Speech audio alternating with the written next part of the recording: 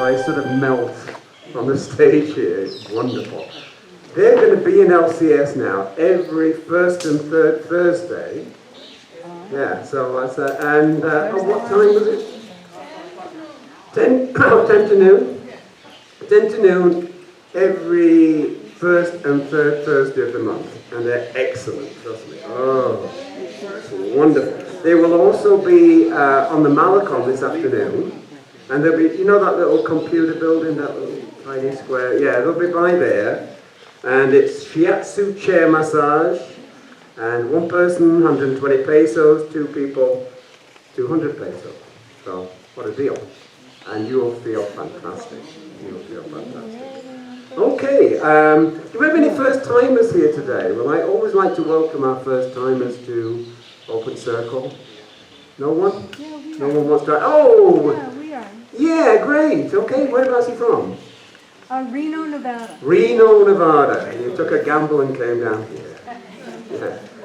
You've just recently arrived in Ahi, or is it the first time in Open Circle? First time Open Circle. First time, well, welcome. In person. I've seen it on Oh, you've seen it on Zoom? Yeah. You've seen it on the videos? Yes. Oh, excellent.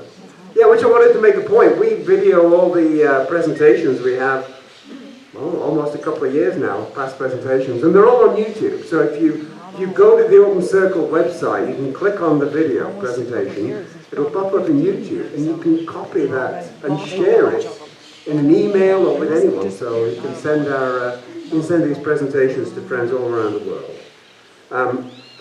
We also ask that you sign up to attend the Open Circle presentation on the day. This gives us an idea how many people are coming, do we need to move it over to the grass, is it okay here, etc.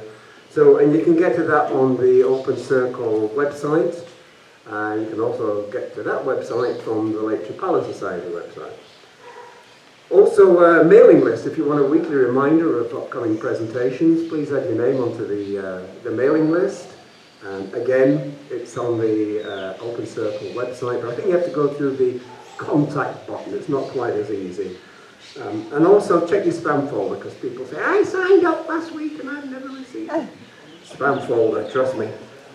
Okay, now we ask for donations to pay for the cleaning crew, the sound crew, etc. Meanwhile, I'll tell a few jokes. Now, I'm going to tell jokes about dogs this morning. Does anyone like dogs? Anyone have a dog? Oh, one. We've got one. Now, a dog is truly a man's best friend. Do we all agree? Now, gentlemen, if you don't agree with that, just try this experiment. Lock your dog and your wife in the boot of the car for an hour. Now, when you open the boot, which one is really happy to see you? One would hope. I watched my dog this morning chase its tail for about 10 minutes, and I thought, well, dogs are so easily amused, right? And I thought, well, I've just been watching it chasing its tail for 10 minutes. Oh well. Two friends run into each other while walking their dogs. One suggests lunch. The other says, they won't let us in the restaurant with pets. Undeterred, the first guy and his German shepherd head into the restaurant. The maitre d' stops them and says, sir, you can't bring your dog in here.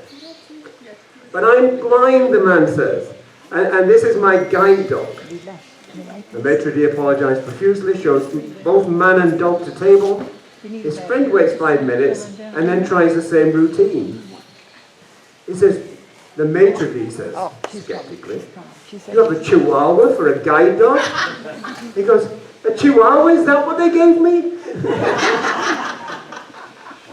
How are we doing? How are we doing on the... All right. A dog walks into a pub and takes a seat. He says to the barman, can I have a pint of lager and a packet of chips, please? The barman is astonished and says, wow, that's amazing, you should join the circus. The dog replies, why, do they need electricians?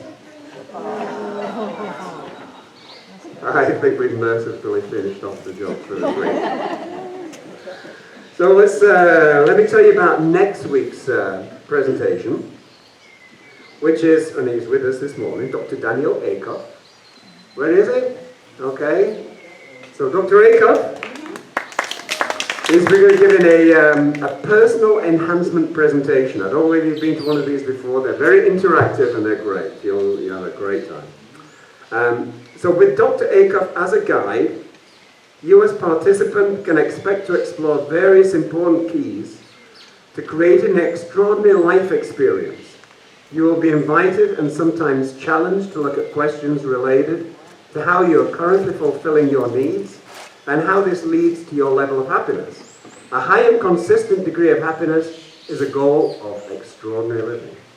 Now, Dr. Acuff has been a conference speaker and a workshop leader in front of more than 6,000 participants all around the globe, from South Africa to Norway. He has led seminars and workshops on topics such as relationships, breakthrough, performance success, excellence of communication, handling of breakdowns, integrity, creativity, self-expression, leadership, health and fitness, excellence, commitment, and sex and intimacy. Dr. Acuff is the author of 14 books and a variety of articles related to human needs and motivation, communication and relationships. So next week, Dr. Acuff, a personal enhancement presentation, not to be missed. Now we have this week's presenter, Dr. Kelly Randolph Bennett, Meditation on the Go. Now, Dr. Bennett began his career as a rocket scientist, and over the past 55 years, he has helped individuals and businesses around the world flourish by applying clinical, developmental, and neuropsychology, brainwave optimization, meditation, and prayer as a psychologist and professor. While professionally credentialed, he has lived and practiced in the United States, Australia, Southeast Asia, and Ecuador. He now resides with his wife Cheryl in Ajijic, Mexico. So, with Meditation on the Go, a warm open circle welcome to Dr. Kelly Randolph Bennett.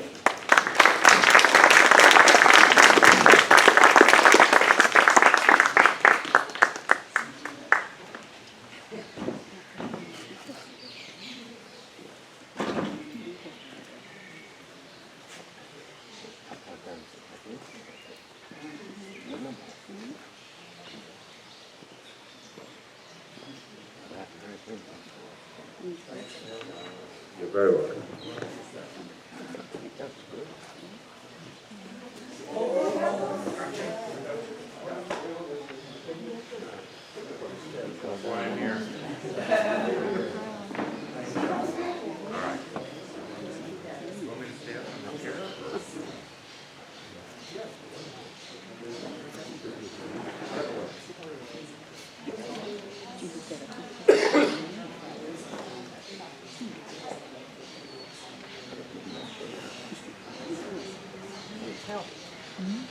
There, is that on? It's on. Oh, what an entrance! I'm famous for that. Well, good morning out here. Good morning. What a pleasure to be with you. The last time I spoke here it was raining. Today it's not raining, which I'm very pleased about. But glad to enjoy the day with you. I want to thank Lake Chapala Society, also an Open Circle, for this opportunity to share thoughts from some 55 years in the practice that Phil described. I won't go through it again. And by the way, there's a learning aids handout if you haven't seen it. I'm not sure, Phil, where are the handouts? We've got You all have them? We've got them, yeah. Oh, that's great. That'll help you. Anyone not? Are there extras? There's some extras right here on this chair. Good. I just couldn't find them in a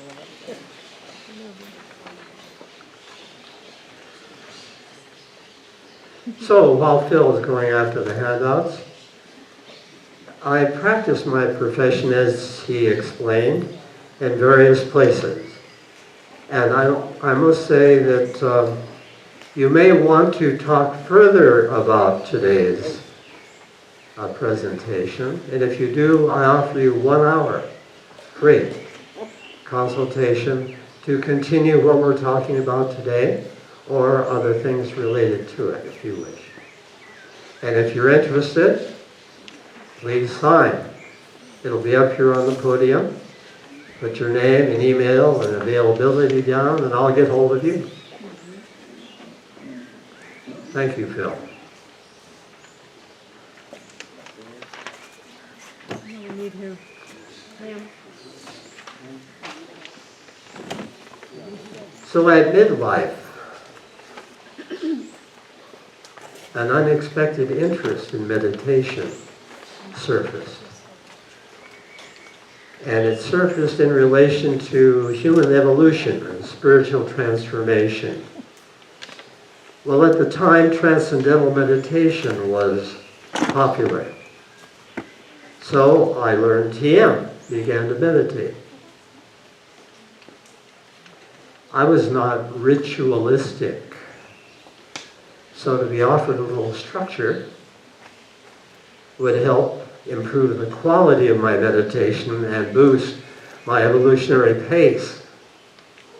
Well, after 50 years, I can say that meditation turned out to be the most important skill I learned. At age 55, I found myself migrating to Australia.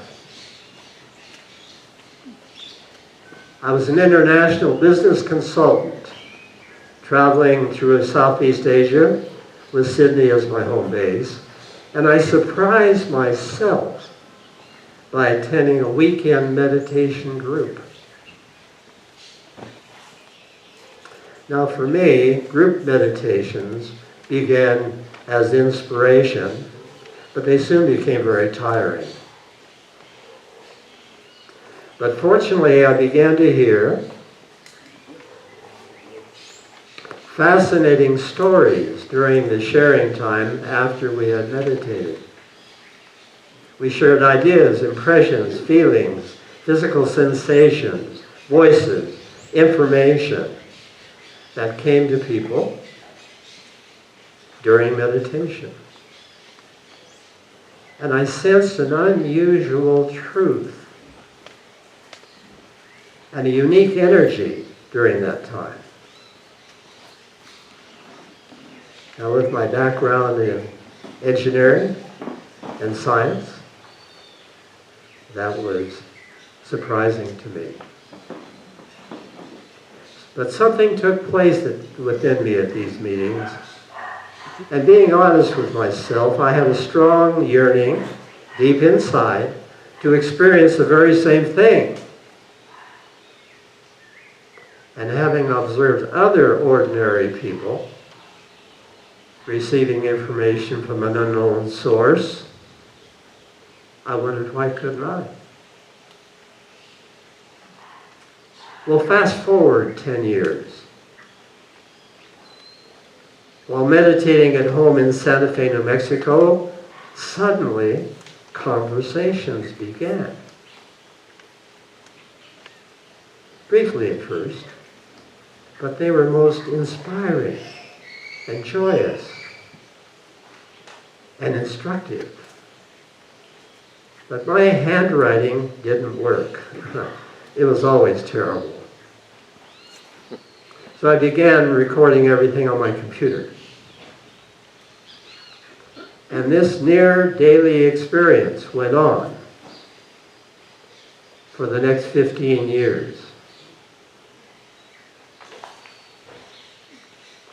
And from this collection of thousands of meditative conversations, 4 books were compiled and published, and they're on your handout that you have today.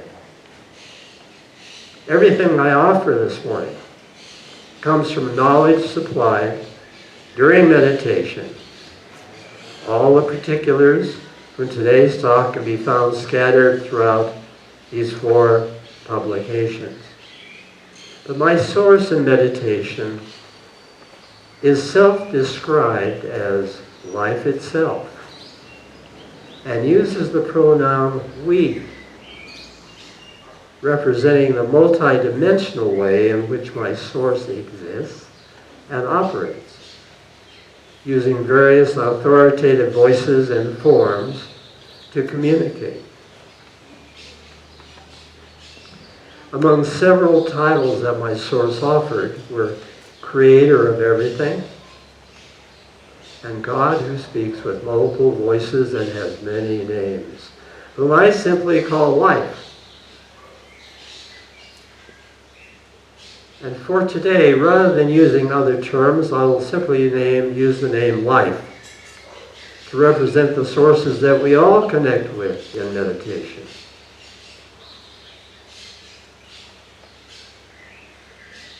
Now, my interest and experience in meditation grew over the years, and I was also attentive to other people's reports about their meditating experiences.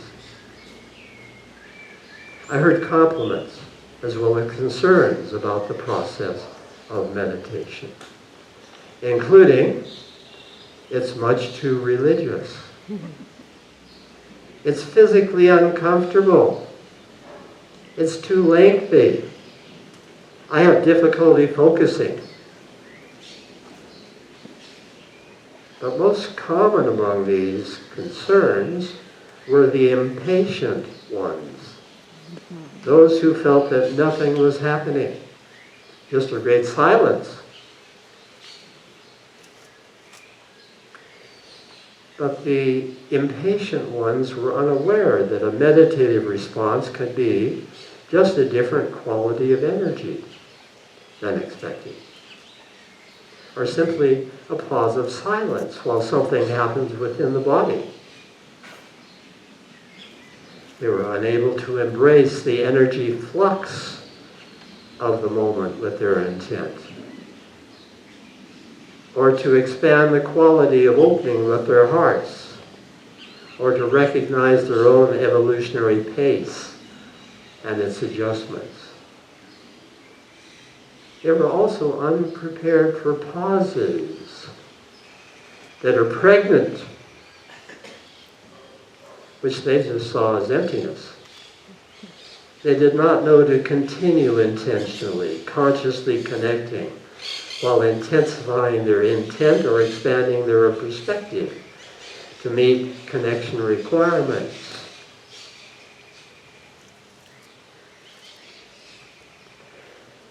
Well, over time, I learned that all living things in the cosmos are connected by their life energy. Every individual intent also fluctuates. So the universal energy of the moment is continually shifting. Energy flux is a natural consequence and can be expected in meditation. It helps to assume that life will always respond, so be prepared for most pauses to be pregnant, not just empty. Life is original in the ways that we are helped. So during pauses, life can influence shifts in our energy so that our priorities take new ranking. But our energy readiness comes first before priorities can shift. So pauses in meditation permit life to help this readiness take place.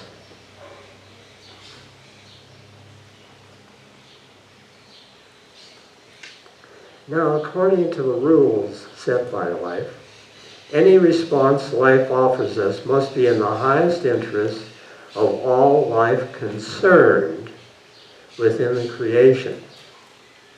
An infinitely large number of interests,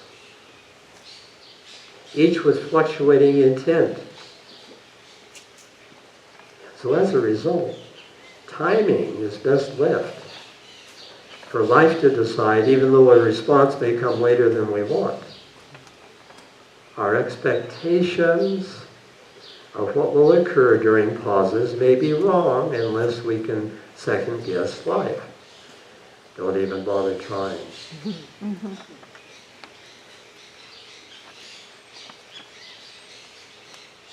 So it helps to assume that life is taking the time necessary to provide the best reply for our situation, while also arranging what is in the best interest of all concerned.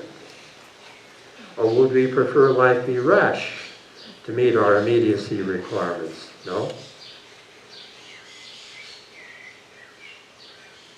I've been reassured that life never tires of answering us. And if so, we must be willing to give life the time necessary to appropriately respond. And life's response may be immediate at times, and at other times we may not be ready for an instant response. So life must wait till we get ready, which may take a while.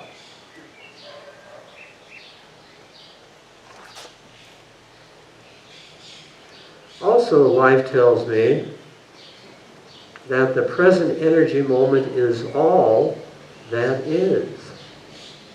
That here is all there is.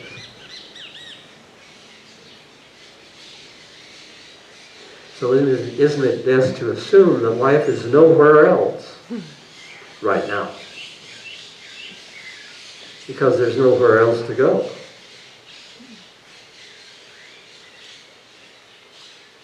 Life does not have to be summoned, because life's not busy with something else, asleep, or on vacation.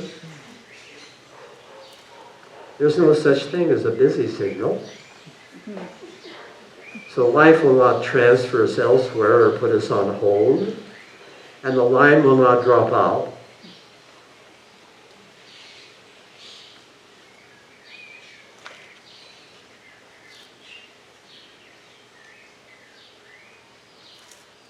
In short, everyone is always connected unconsciously with life's power, while by our choice, we can become connected consciously. Life has not gone anywhere. So we can trust that whatever response comes will be in our highest interest at the right time.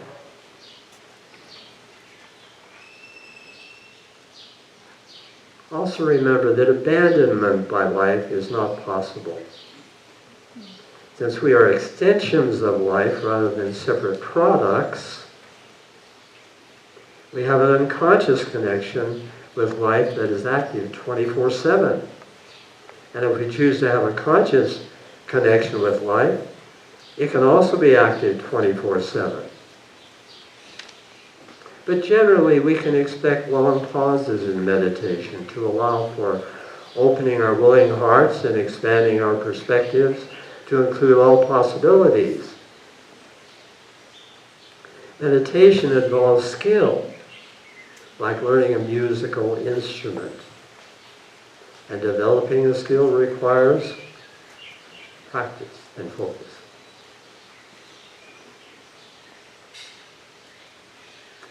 During meditation, our energy is being transformed, and we are intentionally developing our brain, mind, body, and soul to manifest universal perspectives, that place where all possibilities exist.